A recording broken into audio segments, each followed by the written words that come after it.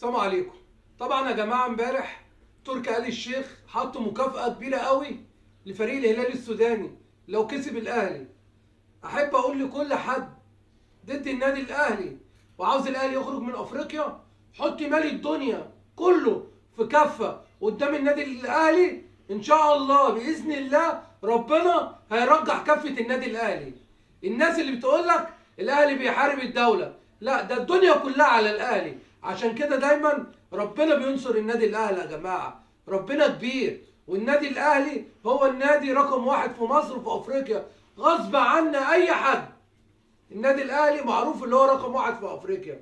فانا رساله بوجهها للناس اللي عايزه الاهلي يخرج من افريقيا، انسوا القصه دي. الاهلي حط رجله في افريقيا، ان شاء الله الاهلي هياخد افريقيا رغم انف كل حد ورغم انف كل واحد هيدفع ملايين قصاد النادي الاهلي. النادي الاهلي عظيم بجمهوره، بجمهور الاهلي العظيم، بادارته، بلاعيبته الرجاله.